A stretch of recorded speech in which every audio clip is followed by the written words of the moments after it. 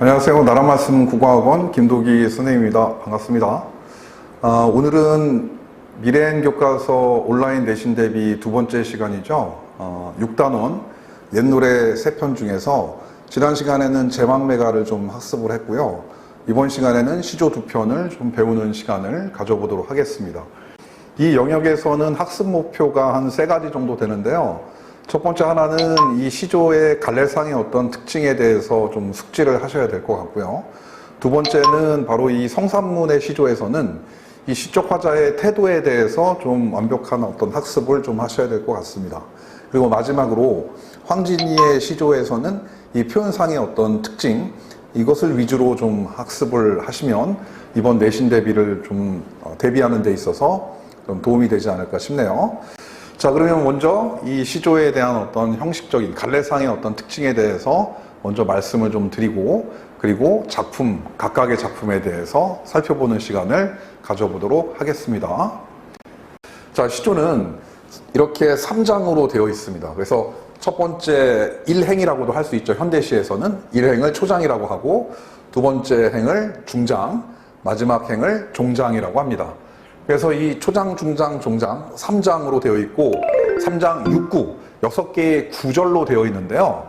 이 구는 여기 초장 각 장이 2개의 구로 되어 있다, 이렇게 알고 계시면 될 것 같아요. 그래서 초장에 500년 도읍지를 이게 1구가 되고, 필마로 돌아드니가 2구가 되고, 산천은 의구하대가 3구, 인걸은 간대없다가 4구, 어즈버 태평연월이가 5구, 꾸미런가 하노라가 6구, 이렇게 돼서 각 장이 2개의 구로 되어 있다.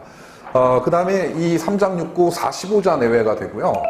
3, 4조에 음수일로 되어 있고, 그 다음에 또는 이 3, 4조 또는 4글자 4글자에 4, 4조의 음수일로 되어 있다, 이렇게 알아두시면 될 것 같습니다. 그런데 종장 같은 경우에는 형식적인 좀 제약이 있죠. 이 종장의 첫 구라고 하는데요. 3음절, 3개의 음절로 고정되어 있다라는 것도 좀 알아두시면 될 것 같아요. 과거에는 이제 감탄사가 주로 왔었는데 이 감탄사가 오지 않는 경우도 있습니다. 뭐 예를 들어서 아이야 무릉이 어디뇨? 나는 옌가 하노라, 뭐 라는 식으로 해서 여기에 감탄사가 오지 않더라도 3글자로 고정을 시켜줘야 된다라는 거 알아두시면 될 것 같고요. 그리고 이 종장 같은 경우에는 3543 또는 3643, 3글자 5글자 또는 3글자 6글자 4글자 3글자로 되어 있다라는 것도 좀 다른 초장과 중장과 다른 점이다라는 거 좀 알아두시면 될 것 같아요. 자, 그리고 마지막으로 그 음보율에 대해서 말씀을 드릴 텐데요. 이 시조는 이 정형시에 해당이 됩니다. 이 정형시라고 하는 거는 형식적인 어떤 제약이 있고 그 형식적인 제약을 지켜야 하는 그런 어떤 시를 말하는데요.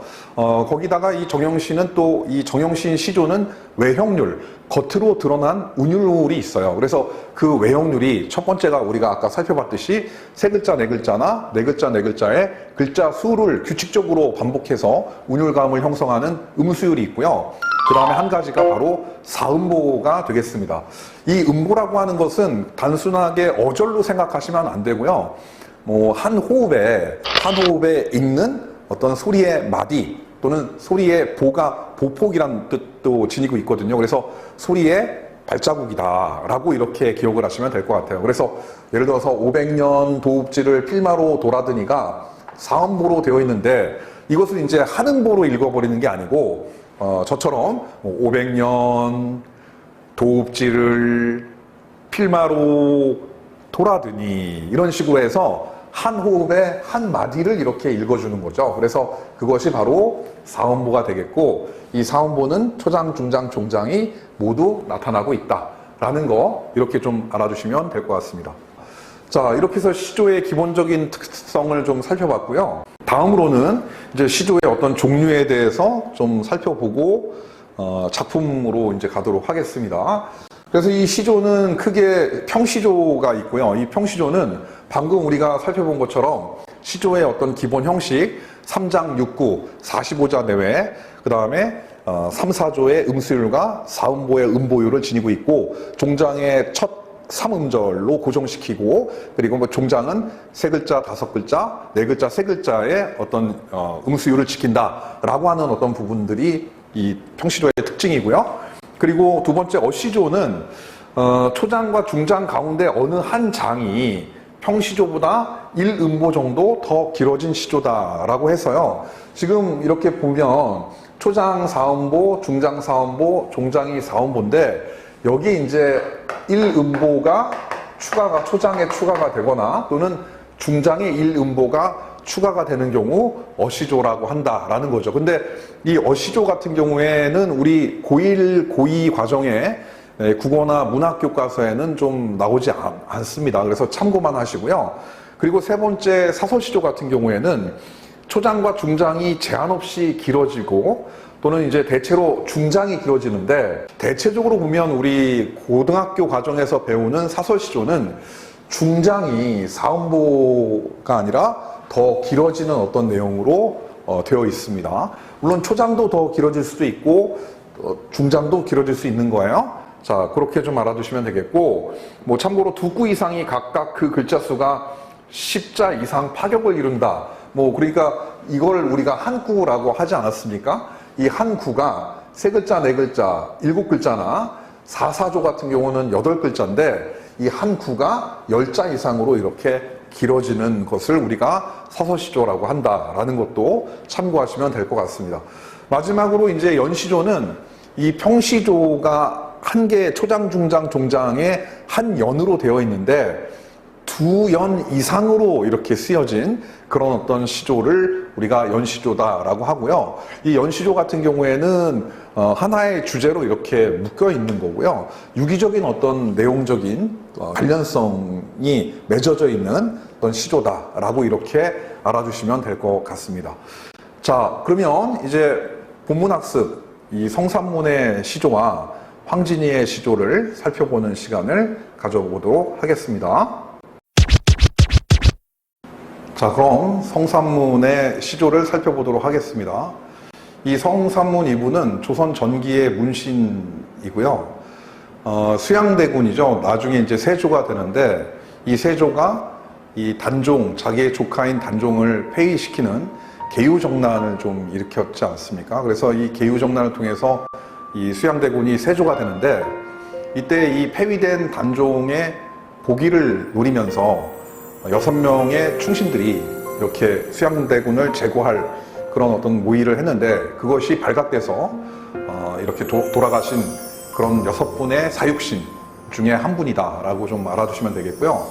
그러한 어떤 배경, 이제 반영론적이고 또 전기론적인 그런 배경을 바탕으로 해서 이 작품을 좀 보신다면 좀 더 깊이 있는 이해가 가능할 것 같습니다. 자, 그러면 작품 살펴보도록 하죠. 이 몸이 죽어가서 무엇이 될꼬 하니. 자, 그래서 지금 이 몸이 죽어가서 무엇이 될꼬 하니라고 하면서 자신의 죽은 이후의 상황을 가정하고 있네요. 자, 이 몸이라고 하니까 여기에 시적 화자가 작품 속에 등장하고 있습니다.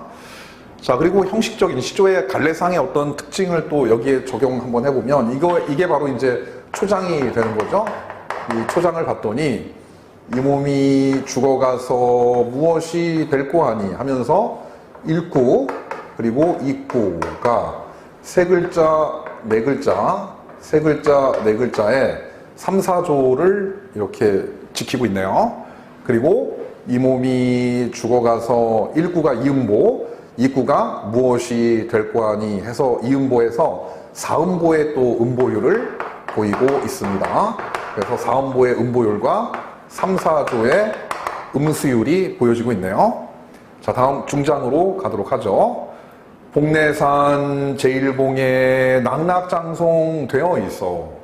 자, 이때 복내산은 세 가지 의미로 해석을 하는데요. 첫째는 중국의 전설상의 산이다 라고도 볼 수 있고요. 두 번째는 이 복내산이 금강산의 여름산의 이름이 복내산이거든요. 그래서 금강산으로 해석할 수도 있고, 세 번째는 이 단종이 폐위가 된 다음에 돌아가시기 전에 이제 강원도 영월 지역으로 이렇게 가셨는데 강원도 영월 지역의 산이다 이렇게도 볼 수 있습니다. 자, 그래서 어쨌든 이 뭐 세 번째로 해석을 한다면 이 단종 곁에 내가 죽은 다음에 단종 곁에 소나무로 다시 태어나겠다 뭐라고 하는 그런 어떤 마음을 드러내고 있네요. 제1봉우리에 낙낙장송 되어서, 그래서 자기가 죽은 다음에 바로 소나무가 되겠다. 자, 이때 낙낙장송은 여기 보시면 가지가 길게 쭉 늘어진 키가 큰 소나무라고 되어 있는데, 이 낙낙장송은 바로 지조와 절개를 상징한다.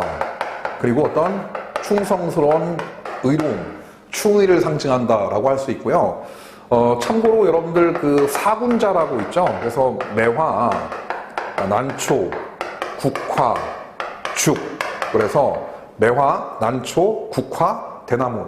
이게 이제 지조와 절개를 상징하는 사군자라고 하는데, 거기에 더해서 여러분들 소나무나 잣나무 같은 경우도 지조와 절개, 충의를 상징한다. 이렇게 좀 알아두시면 될 것 같습니다. 복례산 제1봉우리에 소나무가 되어서, 자, 형식적인 것도 한번 살펴보면 마찬가지 복례산 제1봉에 낙낙장송 되어 있어 라고 하면서 세 글자, 네 글자, 네 글자, 네 글자. 이번엔 3, 4조, 4, 4조가 보여지고 있네요. 마찬가지 사음보의 음보율 보여지고 있고요. 자, 그러면 이제 마지막 종장 살펴보도록 하겠습니다. 백설이 만공건 할 때, 흰눈이 세상에 가득할 때란 뜻입니다. 독야청청하리라, 홀로 푸르리라 라고 하고 있네요. 자, 근데 여기에도 마찬가지 낙낙장송도 상징적인 시어이지만 이 백설도 마찬가지 상징적인 시어가 되겠습니다. 자, 여러분들 그 겨울에 눈이 내리면 뭐 꽃들은 다 사라져 버리죠. 그렇지만 그 눈이 내려서 꽃들이 모두 사라졌을 때 푸르름을 간직하고 있는 것들이 뭐가 있습니까? 아까 매난국죽에서 이 대나무 같은 경우도 눈이 오더라도 그 푸르른 잎과 가지를 유지하고 있죠. 마찬가지 소나무도 마찬가지죠. 그렇기 때문에 이 백설은 이 대나무나 소나무를 제외한 다른 어떤 식물들에게는 해로움 또는 어떤 자기의 그 빛깔을 잃게 만드는 그런 부정적인 어떤 존재다라고 우리가 해석할 수 있지 않습니까? 그것을 우리가 이 성산문이 이 시조를 쓴 배경과 또 성산문의 어떤 전기적 삶을 고려한다면 바로 이 백설은 세조 또는 어떤 세조의 무리 또는 세조를 따르는 그 무리들이 세상에 활개치고 있는 그런 어떤 부정적인 세력이다라고 해석할 수 있죠. 그래서 이 백설 같은 경우는 바로 상징적인 의미가 또는 부정적인 세력 또는 어지러운 현실이라고 볼 수 있다. 그래서 이 낙낙장송과 이 백설은 서로 대립되는 이미지 또는 대립되는 의미를 지니고 있는 시어가 되겠고요. 그리고 색채의 대비도 아주 선명하게 부각되고 있죠. 바로 낙낙장송은 푸르른 초록색을, 백설은 흰색을. 여러분들 한번 상상해 보시면 흰눈이 이렇게 가득한 온 천지에 흰눈으로 가득한 산에 소나무 하나가 푸르름을 간직한 모습을 생각해 보시면 바로 강렬한 어떤 색채의 대비가 보여진다라고 여러분도 이해하실 수 있을 것 같아요. 만건곤할 때, 세상에 가득할 때 독야청청하리라, 홀로 푸르겠다. 그러니까 즉 그 뜻을 굽히지 않겠다. 그래서 이것이 바로 이 성산문의 시적 화자의 태도가 잘 드러난 그런 어떤 시어가 되겠다라고 볼 수가 있겠습니다. 그래서 이 중장과 종장은 초장의 자문, 자기가 질문한 것에 대해서 자기가 답을 하고 있다라고 해서 자문자답법을 통해서 또 시상이 전개된다, 이렇게 볼 수 있습니다. 자, 그러면 다음 황진이의 시조로 가도록 하겠습니다. 황진이의 시조 동짓달 기나긴 밤을 살펴보도록 하겠습니다.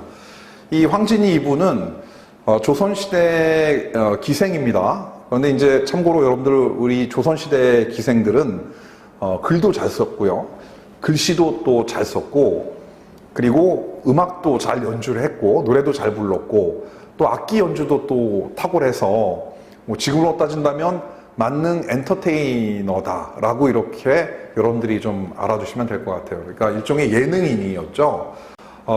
참고로 또 이 황진이는 아름다움이 잘 드러나는 그런 시조 작품을 다수 이렇게 후손에게 남겨주셨거든요. 그래서 그 작품 중에 대표작이라고 할 수 있는 이 동짓달 기나긴 밤을 지금부터 살펴보도록 하겠습니다. 자, 그러면 본문 들어가도록 할까요? 자, 참고로 또 이 상황은 어떤 상황이냐면 시적 화자가 여성인데요.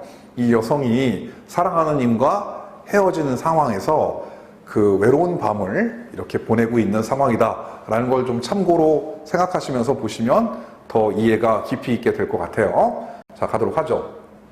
동짓달 기나긴 밤을 한 허리를 베어내어. 동짓달 기나긴 밤을. 자, 이때 이 동짓달 기나긴 밤은 바로 외로움의 시간이 되겠습니다. 그리고 이 동지라고 하는 때는 바로 밤이 가장 길 때가 동지가 되죠. 여러분들 참고로 하지는 낮이 제일 가장 긴 때가 되고요. 그러니까 여러분들 생각해 보시면 이 밤이라고 하는 이 물리적인 시간도 상당히 길겠고요. 또 아까 제가 말씀드렸듯이 이 시적 화자는 사랑하는 님과 헤어져서 홀로 있지 않습니까? 혼자 있기 때문에 심리적으로도 외로움의 어떤 시간으로도 이 심리적으로도 아주 긴 시간이 되겠죠. 자, 다음 이 밤에 한 허리를 잘라낸다라고 하고 있습니다. 그러니까 이 허리는 이 밤은 눈에 보이지 않죠. 밤이라고 하는 것은 일종의 추상적인 어떤 단어가 되는데 밤은 눈에 보이지 않습니다. 해가 져서 어두운 상태를 지칭하는 말일 뿐이죠. 그렇기 때문에 눈에 보이지 않는 밤에 허리가 있지는 않기 때문에 이것을 밤에 허리가 있다라고 하는 부분을 통해서 우리는 추상적인 어떤 개념을 시각화했다라고 하는 거 꼭 잊지 않고 기억해 두시면 될 것 같아요. 간혹 밤에 허리가 있다라고 해서 이 허리라고 하는 것은 생명이 있는 어떤 대상에게 있는 신체 부위니까 이것을 뭐 의인법이다 이렇게 설명하는 경우도 있을 수 있는데 그것보다는 어떤 추상적인 눈에 보이지 않는 추상적인 대상을 시각화하고 있다 이렇게 좀 알아두시면 될 것 같고요. 자, 그 다음에 음보나 이런 어떤 음수율 살펴보면 동짓달 기나긴 밤을 하늘이를 베어내어 라고 해서 3글자, 5글자, 4글자, 4글자가 이렇게 되어 있네요. 자, 아까도 얘기했듯이 3, 4조, 4, 4조이지만 한 글자, 2글자는 더해지거나 빼질 수 있어요. 그래서 여기도 3, 4조의 음수율, 기본 음수율을 지키고 있는 것이다 라고 알아두시면 될 것 같고요. 자, 다음 춘풍 이불 아래 서리서리 넣었다가 바로 이 기나긴 밤의 한 허리를 이불 속에 넣어둔다는 얘기겠죠? 자, 그래서 이거는 또 좀 이따 말씀드릴 텐데 먼저 춘풍 이불은 봄바람처럼 따뜻한 이불 이렇게 해석을 하셔서 이 춘풍 이불은 비유적 표현이다 이렇게 좀 알고 계시면 될 것 같아요. 그래서 봄바람처럼 따뜻한 이불 아래 서리서리 구깃구깃 이란 뜻입니다. 넣어두었다가 무엇을? 바로 이 동짓달 긴긴 밤에 허리를 넣어둔 거죠. 자, 의미적으로는 어떤 의미냐? 바로 외로움의 시간을 좀 이것을 끊어내가지고 잘라낸 다음에 그것을 이불 속에 저장해 두고 싶다. 왜 그런지는 이제 종장에 나와요. 그 외로움의 시간을 왜 저장해 두고 싶은지는 종장에 그 답이 나옵니다. 자, 여기도 마찬가지 음수율, 음보율 살펴보면 춘풍 이불 아래 서리서리 넣었다가 하면서 사음보 유지하고 있고요. 2글자, 4글자, 4글자, 4글자. 여기도 이제 3, 4조인데 한 글자가 좀 준 형태가 되겠죠. 어쨌든 여기도 그렇다고 하더라도 이 3, 4조, 4, 4조의 음수율을 지키고 있는 것이다 이렇게 알아주시면 될 것 같고요. 자, 다음에 서리서리 같은 경우는 이게 구깃구깃이라고 하는 의미인데 어떤 모양을 흉내낸 의태어가 되겠습니다. 우리가 문학에서 의태어나 의성어를 음성 상징어라고 한다라는 거 좀 알아두시면 될 것 같아요. 그래서 소리를 흉내낸 것이 의성어가 되는 것이고 어떤 형태나 모습 이런 것들을 흉내낸 어떤 말들이 의태어가 된다. 그래서 이 서리서리는 의태어가 되고 순 우리말의 아름다움이 또 잘 드러나고 있다. 이렇게 좀 알아두시면 될 것 같습니다. 자, 다음 마지막 종장 가도록 하죠. 어론님 오신 날 밤이거든 구비구비 펴리라. 자, 무엇을 편다? 바로 내가 저장해 두었던 밤에 허리를 잘라가지고 그 자른 허리를 바로 이불 속에 저장해 두었지 않습니까? 바로 그 저장해 둔 시간을 이미 오신 날 그걸 펼치겠다라고 하는 그런 구절이 되겠네요. 자, 그럼 또 자세히 살펴보도록 하겠습니다. 어론님은 어루다, 어른님이란 뜻인데요. 바로 정을 통한 님 또는 사랑하는 님 이렇게 의역을 하시면 될 것 같아요. 그래서 사랑하는 님, 오신 날 밤이거든. 자, 여러분들도 참고로 이 사랑하신 님이 오신 날 밤은 이 동짓달 기나긴 밤과 서로 대조적인 어떤 의미를 지니고 있죠. 이 동짓달 기나긴 밤은 외로움의 어떤 시간이라면 사랑하는 님이 오신 날 밤은 행복의 어떤 시간이 되겠죠. 그리고 심리적으로 봤을 때 이 외로움의 시간은 심리적으로 긴 시간이지 않습니까? 그런데 사랑하는 님과 함께하는 이 시간은 아주 빨리빨리 가는 심리적으로 짧은 시간이 되겠죠. 그러니까 여러분들 뭐 예를 들어서 좋아하는 사람과 같이 옆에 있으면 시간이 좀 빨리 가잖아요. 친구 같은 경우에. 또는 내가 좋아하는 뭐 영화를 본다든지 뭐 아니면 운동을 한다든지 이런 경우에도 시간이 빨리 가죠. 마찬가지 여기서 사랑하는 님과 함께하는 시간은 빨리 가기 때문에 내가 외롭게 혼자 보냈던 그 심리적으로 아주 긴 시간, 물리적으로도 아주 긴 시간을 저장해 둔 그 시간을 이때 쓰고 싶다. 뭐라는 어떤 그런 의미가 되겠죠. 그러니까 즉 사랑하는 님과 함께하는 이 시간을 오래 지연시키고 싶다라고 하는 그런 의미를 담고 있습니다. 자, 구비구비는 마디마디라고 하는 의태어가 되겠고 마찬가지 음성 상징어가 사용되고 있습니다.